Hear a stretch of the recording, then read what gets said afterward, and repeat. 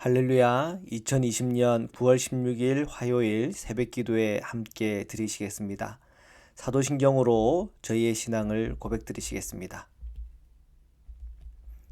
전능하사 천지를 만드신 하나님 아버지를 내가 믿사오며 그 외아들 우리 주 예수 그리스도를 믿사오니 이는 성령으로 잉태하사 동정녀 마리아에게 나시고 본디오 빌라도에게 고난을 받으사 십자가에 못 박혀 죽으시고 장사한 지 사흘 만에 죽은 자 가운데서 다시 살아나시며 하늘에 오르사 전능하신 하나님 우편에 앉아 계시다가 저리로서 산 자와 죽은 자를 심판하러 오시리라.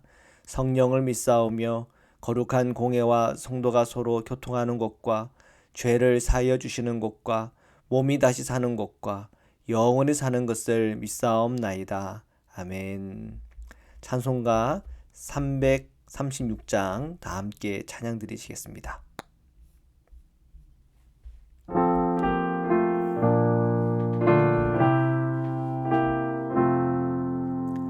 환난과 핍박 중에도 성도는 신앙 지켰네. 이 신앙 생각할 때에 기쁨이 충만하도다.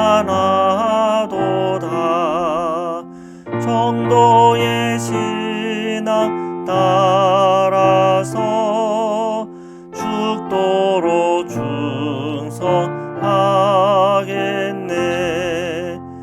옥중에 매인 성도나 양심은 자유 얻었네.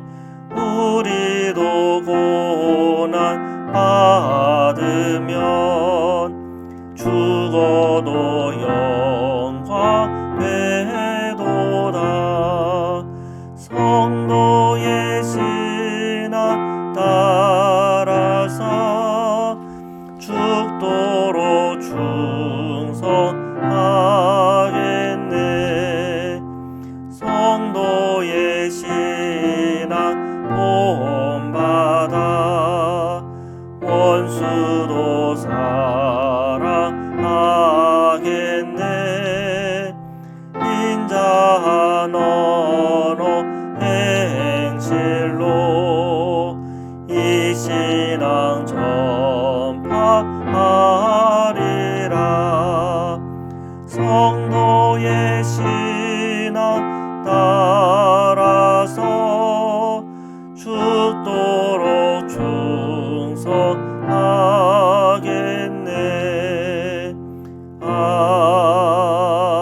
아멘. 함께 기도드리시겠습니다. 사랑해 주님, 감사합니다. 오늘 이 새벽에도 저희들을 불러주시고 함께 찬양과 기도와 감사함으로 주님 앞에 나아갑니다. 저희의 예배를 받아 주옵소서. 저희의 많은 기도의 제목들 하나하나 속에 응답하여 주옵시고 저희들의 자녀들을 위해서, 사랑하는 이들을 위해서, 흩어지는 우리 모든 가족들과 성도들을 위해서 기도하고 간구할 때마다 그 모든 기도에 응답이 있게 하소서. 하나님, 이 코로나19로 인한 여러 많은 염려와 걱정이 있으나 항상 주님께서 우리 성도님들을 보호하여 주옵시고 일터에서나 모든 삶의 자리 위에 주님께서 함께 동행하여 주옵소서. 오늘 주님의 그 말씀을 펼쳐서 읽을 때, 묵상할 때 그 말씀을 듣는 중에 깨닫게 하시고 그 말씀을 통해 우리에게 주시는 주님 메시지 듣게 하시고 그 말씀을 따라 순종하며 나갈 때 주시는 하나님의 놀라운 복을 다 함께 체험하게 하여 주옵소서. 거룩하신 예수 그리스도의 이름으로 기도드립니다. 아멘. 네, 우리 하나님의 말씀을 함께 보시겠습니다. 예레미야서 32장 1절에서 15절입니다. 1절에서 2절 제가 읽겠습니다. 유다의 시드기야 왕 열째 해 곧 느부갓네살 18째 해에 여호와의 말씀이 예레미야에게 임하니라. 그때에 바벨론 군대는 예루살렘을 에워싸고 선지자 예레미야는 유다의 왕의 궁중에 있는 시위대 뜰에 갇혔으니. 자, 시드기야 왕은 남유다의 마지막 왕입니다. 그가 왕위에 오른 지 10년째 되던 해 바빌론 왕 느부갓네살은 18년째 되는 해에 예레미야에게 주님의 말씀이 임합니다. 이는 곧 남유다의 역사적 종말이 임박했다고 하는 것을 알 수가 있죠. 바빌론 군대는 이미 예루살렘을 포위하고 있습니다. 자, 그런데 예레미야는 궁중시일의 뜰에 갇혔다 그랬습니다. 감옥에 갇힌 거죠. 왜 그럴까요? 3절과 4절입니다. 이는 그가 예언하기를 여호와의 말씀에 따라 여호와의 말씀에 보라 내가 이 성을 바벨론 왕의 손에 넘기리니 그가 차지할 것이며 유다 왕 시드기야는 갈대인의 손에서 벗어나지 못하고 반드시 바벨론 왕의 손에 넘겨진 바 되리니 입이 입을 대하여 말하고 눈이 서로 볼 것이며 그가 시드기야를 바벨론으로 끌어가리니 시드기야는 내가 돌볼 때까지 거기에 있으리라. 여호와께서 이와 같이 말씀하시니라. 너희가 갈대아인과 싸울지라도 승리하지 못하리라 하셨다 하였더니 유다 왕 시드기야가 이르되 내가 어찌하여 이같이 예언하였느냐 하고 그를 가두었습니다. 자, 여기에 이제 그 이유가 나옵니다. 예레미야가 왜 왕궁 시위대 뜰, 즉 감옥에 갇혔나? 바빌론에게 포위된 이 남유다. 정말 그 상황 형편만 해도 굉장히 긴급하고 어렵고 고통스러운 상황과 형편이죠. 자, 그런데 예레미야가 예언하기를 바벨론에게 이 성이 넘겨질 것이고 시드기야 왕은 바빌론에게 끌려갈 것이다. 이렇게 예언을 했기 때문에 그렇습니다. 듣고 싶은 말이 아니죠. 그러니까 시드기야 왕이 그 예언을 들으면서 사실 소위 화가 난 겁니다. 그래서 이 예레미야를 그냥 가둬버린 거죠. 사람들은 참 그래요. 듣기 좋은 말 들을 때는 마음이 평안하고 좋지만 듣기 불편한 말을 들을 때는 굉장히 불편해합니다. 그것이 사람입니다. 부부관계 속에서도 왜 싸움이 납니까? 듣기에 불편한 얘기를 하니까 싸움이 나죠. 듣기 좋은 얘기만 하면 기분 좋겠죠. 싸움은 안 나겠죠. 근데 어떻게 다 그럴 수 있습니까? 서로 이런 불편한 얘기를 해줄 때 그걸 또 잘 받아들이고 그리고 고치려고 노력하고 애쓰고 하다 보면 발전하는 거죠, 서로가. 그런데 이상하죠. 이렇게 나는 그 사람이 잘 되기 위해서 하는 말인데 받는 사람은 그것이 어렵다는 거죠. 그래서 그것이 서로 또 실망이 되지 않습니까? 참 이게 참 어려운 문제입니다. 부부 관계에서 서로 지적해주고 또 고칠 건 고치기 위해서 고민하고 하는 이 문제들은 늘 어렵습니다. 그래서 먼저 이 베이직을 깔아야 됩니다. 이것은 굉장히 어려운 일이다. 그런 베이직을 깔면 그러면 조금 이제 실망도 좀 덜하게 되고 그러지 않을까 하는 생각도 문득 듭니다. 그렇지만 우리가 기억해야 될 것은 하나님의 말씀은 때로는 굉장히 불편하고 어렵습니다. 그러나 하나님의 말씀을 우리가 받고 그 말씀 안에서 내가 깨닫고 그 말씀 속에서 내가 회개할 건 회개하고 돌이킬 건 돌이키고 또 고쳐야 될 것은 고치고 자, 그런 것을 우리가 하나하나 해 나갈 때마다 성숙이 됩니다. 자라납니다.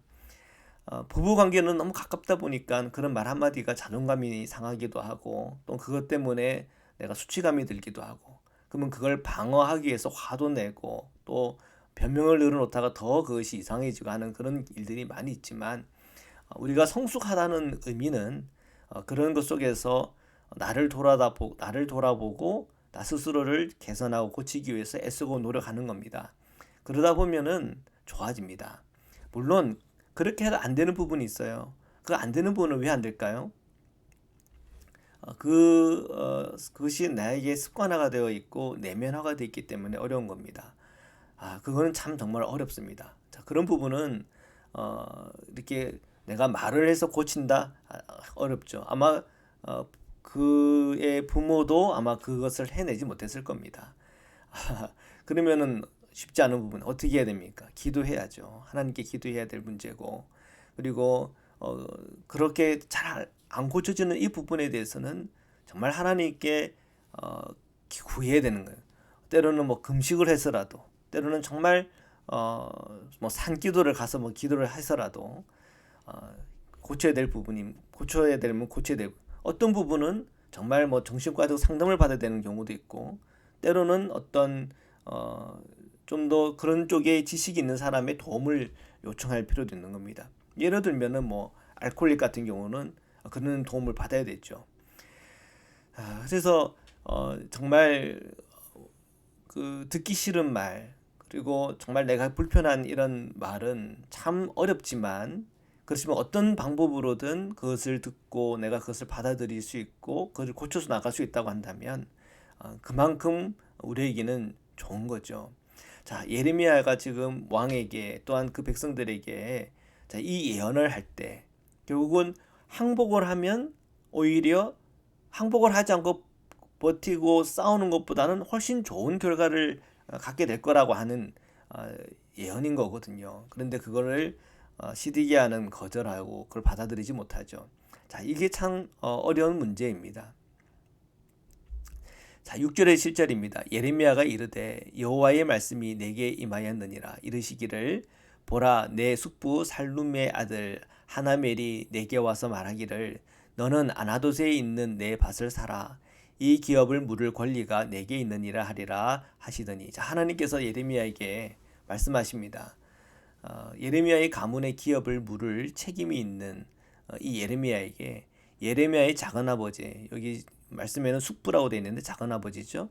자, 그 살룸의 아들, 즉 예레미야의 사촌 하나멜이 아나돗에 있는 밭을 사라고 할 거라는 거예요. 지금 예레미야는 어디에 있습니까? 감옥에 있어요. 그리고 지금 그 주변 상황은 어떻습니까? 바빌론에 포위가 되어 있고 예언받기를 지금 곧 망하게 돼 있어요. 망하게. 그런 상황 형편에서 지금 소위 부동산 거래하라는 겁니다. 가족 간의 부동산 거래를. 자, 이런 것도 참 사실은 쉬운 부분 아닙니다. 근데 하나님께서 예레미야에게 그런 말씀을 주세요. 왜 그렇게 주님께서 말씀을 주시나? 8절입니다. 여호와의 말씀과 같이 나의 숙부의 아들 하나멜이 시위대 뜰 안에 나에게 와서 이르되 청하노니 너는 베냐민 땅 아나돗에 있는 나의 밭을 사라. 기업의 상속권이 내게 있고 물을 권리가 내게 있으니 너를 위하여 사라 하는지라. 내가 이것이 여호와의 말씀인 줄 알았으므로. 예레미야는 지금 감옥에 있는 상황 형편인데 이 작은아버지 하나멜이 와서는 베냐민 땅 아나돗 밭을 사라고 이렇게 얘기하죠. 보통 사람 같았으면 화를 냈을 것 같아요. 지금이 어느 상황 형편인데 부동산 거래를 얘기합니까? 좀 지나놓고 좀 얘기를 합시다. 뭐 그렇게 얘기할 수도 있겠지, 이야기할 수 있겠지만, 그러나 예레미야는 이미 하나님으로부터 말씀을 받은 게 있잖아요. 그러니까 그의 제안에 응답을 하는 거죠. 근데 분명히 보통 사람은 어려웠을 겁니다. 첫째는 감옥에 있는 자신의 미래가 불투명했고, 둘째는 나라가 곧 망할 거라고 하는 그것에 대해서 또 그가 인지를 하고 있다는 그 상황이라는 거죠. 예를 들면 제가 지금 살고 있는 이곳에만 당장 이제 전쟁이 나게 생겼어요. 그런데 집을 사라네. 그럼 집을 사겠습니까? 집을 팔아도 모자랄 판에 집을 사겠냐고요. 자, 그런데 지금 예레미야는 주님으로부터 그런 말씀을 이미 받았단 말이죠. 그러니까 이것을 의연히 대처를 할 수 있는 거죠. 자, 그리고 그 안에는 주님의 그 메시지 안에는 의미가 있는 거죠. 32장 9절에서 11절입니다. 내 숙부의 아들 하나멜의 아나돗에 있는 밭을 사는데 은 70세겔을 달아 주되 증서를 써서 봉인하고 증인을 세우고 은을 저울에 달아주고 법과 규례대로 봉인하고 봉인하지 아니한 매매 증서를 내가 가지고. 이 부동산 거래하는 이것을 굉장히 자세하게 설명을 하고 있어요. 예레미야가 작은아버지의 아들, 즉 예레미야의 사촌이 이 하나멜의 밭을 은 70세겔에 낙찰을 했죠. 그리고 증서를 받았고 증인을 세우고 봉인을 한 것이 하나 있고 또 카피본이 하나 있었던 것 같아요. 자, 이 당시에 이 가족 간의 이 부동산 거래에 관해서 굉장히 상세하게 설명을 하고 있습니다. 12, 13절입니다. 나의 숙부 아들 하나멜과 매매 증서의 인친 증인 앞과 시위대 뜰에 앉아있는 유다 모든 사람에게 그 매매 증서를 마세야의 손자 네리야의 아들 바룩에게 붙이며 그들의 앞에서 바룩에게 명령하여 이르되. 자, 지금 예레미야는 이 모든 이 부동산 거래를 마무리를 하고 은 70세겔에 이렇게 낙찰을 하면서 마무리를 하면서 지금 바룩에게 명령을 해요. 근데 이 바룩에게 명령할 때 그 주변에 있는 사람들도 다 듣겠죠. 무슨 명령을 하나? 14절부터 15절입니다. 만군의 여호와 이스라엘의 하나님께서 이와 같이 말씀하시기를 너는 이 증서 곧 봉인하고 봉인하지 않은 매매 증서를 가지고 토기에 담아 오랫동안 보존하게 하라. 자, 왜 토기에 담아 오랫동안 보존하라고 할까요? 그것은 지금 지금 남유다는 바벨론에게 망할 거라는 거죠. 그러면은 소망이 다 끊어지는 것 아닙니까? 이 부동산 매매라고 하는 거 왜 하는 거죠? 차라리 70세계를 잘 몸에 감추었다가 그리고 포로로 잡혀가는 그 나라에서 좀 노잣돈으로 쓰든지 뭐 정착금으로 쓰든지 하는 게 더 낫지 않겠습니까? 그러나 15절에 보십시오. 만군의 여호와 이스라엘 하나님께서 이와 같이 말씀하시니라. 사람이 이 땅에서 집과 밭과 포도원을 다시 사게 되리라 하셨다 하니라. 70년 후를 내다보는 거죠. 결국은 70년 후가 되면은 예루살렘에 다 복귀하게 될 건데 포로로 살던 바빌론의 포로로 살던 유다가 이제 해방을 맞이하여 70년 후가 되면은 다시 이제 고향 땅으로 돌아오게 될 텐데, 자, 그때를 위해서 투자한다는 거죠, 어떻게 보면. 그리고 그 땅에 대한 소유를 분명히 한다는 거죠. 그래서 예레미야 자손들은 이제 70년 후에 그 땅을 이렇게 차지해 잘 살게 되는지 어떻게 되는지는 자세히는 모르겠지만 어쨌든 간에 지금 이 예레미야는 이 미래의 희망에 대해서 얘기하는 거예요. 당장은 멸망하겠지만 그러나 미래에는 70년 후에는 다시 이렇게 돌아오는 은혜가 있을 것이다. 우리가 지금 당장 망하는 이유는 우리의 죄 때문이지만 하나님께서 그 죄의 값을 다 치르는 그 70년 후에는 그들로 회복의 은혜와 역사를 줄 것이다. 그래서 70년 후를 내다보는 거죠. 자, 주님과 관계를 맺고 주님과 함께 동행하는 사람들, 주님으로부터 주님의 말씀을 듣는 사람들은 70년 후를 내다보는 것입니다. 이것이 얼마나 큰 은혜입니까? 저희들은 오늘 하루 그냥 살아가는 게 어렵고 내일을 희망하는 것조차 어려운 그런 혹시 성도가 있는지 모르겠습니다만 저희 그리스도인들은 더 멀리 내다볼 수 있는 영적인 은혜를 늘 성령께서 우리에게 허락하십니다. 첫째는 우리로 하여금 천국의 비전을 보여주시고요. 또 하나는 주님의 그 말씀을 순종할 때마다 주시는 그 미래를 우리에게 보여주세요. 그래서 우리가 그리스도인들은 항상 늘 주님의 그 말씀에 순종하고 또한 주님의 성령의 인도함을 날마다 받으며 그리고 날마다 주님 앞에 서는 그날을 우리가 생각하며 살아가는 것, 그것이 성도의 삶이요 성도의 길이요 그리스도의 제자의 삶인 것입니다. 그래서 우리가 주님께서 우리에게 주시는 말씀이 있잖아요. 정직해야 될 때 정직해야 되는 일, 우리가 거룩한 삶을 살아가는 것, 우리가 가정 안에서 늘 올바르게 살아가는 일, 서로 사랑하는 일, 늘 소망 가운데 있는 일, 항상 기쁨으로 살아가는 일. 주님께서 우리에게 그런 말씀을 줄 때는 그 말씀을 통하여 오늘 당장은 어렵겠지만 내일이 달라지고 또한 일주일 후가 달라지고 1년 후가 달라지고 10년 후가 달라지고 또한 70년 후가 달라지며 또한 하나님 앞에 서는 나의 모습이 완전히 달라지는 거죠. 그래서 우리는 늘 주님의 말씀을 들어야 돼요. 예언의 말씀이라고 그래서 뭔가 어떤 전물 치듯이 그렇게 주님은 우리에게 말씀해 주시지 않으세요. 우리에게 주님께서는 분명히 오늘 하루하루 살아가면서 그것이 말씀이 쌓이고 주님의 은혜가 쌓이고 주님의 복이 쌓임으로 우리에게 주어지는 놀라운 복을 우리에게 보여주시는 겁니다. 예레미야를 보십시오. 예레미야도 70년을 내다보고 오늘 내게 순종해야 될 그런 축제와 그런 도전을 우리에게 예레미야에게 주시잖아요. 우리는 늘 주님께로부터 오는 말씀 그리고 그 은혜 속에서 늘 분별하면서 하루하루 살아갈 때 우리의 그 미래가 밝아지며 우리 자녀들의 미래가 밝아질 줄 믿습니다. 그 은혜와 복이 저와 여러분에게 충만하시기를 주님의 이름으로 축원합니다. 말씀으로 기도드리시겠습니다. 살아계신 하나님 감사합니다. 오늘도 예레미야의 말씀 앞에 서면서 오늘 우리의 삶과 우리의 미래를 생각합니다. 예레미야는 하나님으로부터 구체적으로 그 음성을 들으면 나아갈 때 그 나라의 역사적 종말도 보게 되었고 그리고 그가 70년 후에를 위하여 부동산을 거래하는 모습도 보았습니다. 하나님, 오늘 주님께서 우리에게 주시는 예언과 말씀은 무엇입니까? 서로 사랑하라. 항상 기뻐하라, 거룩하라, 정직하라 하는 것이 주님의 말씀 아닙니까?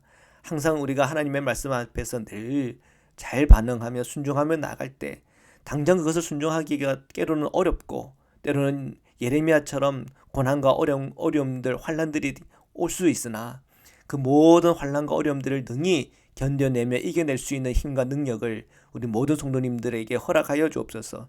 순종할 때마다 내일과 또한 1년 후가 달라지고 70년 후가 달라지며 주님 앞에 서는 그날 잘했다 충성된 종아 하며 주님께서 반기시는 그 은혜의 시간 안에 다 함께 들어갈 수 있도록 날마다 우리 성도님들을 축복하시고 은혜 더하여 주옵소서.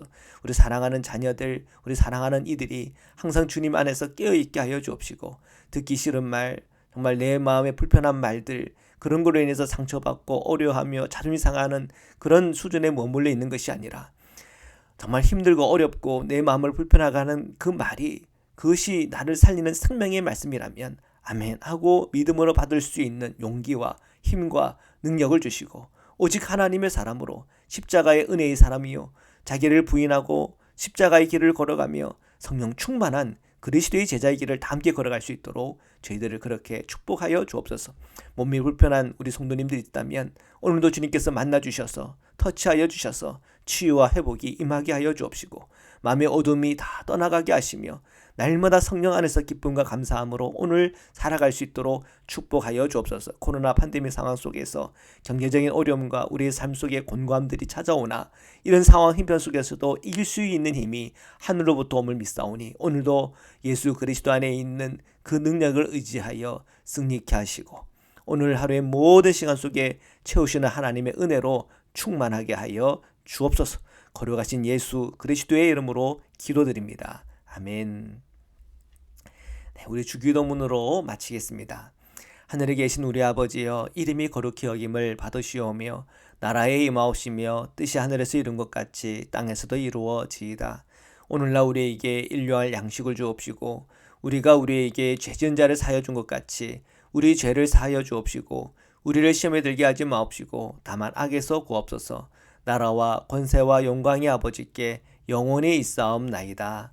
아멘.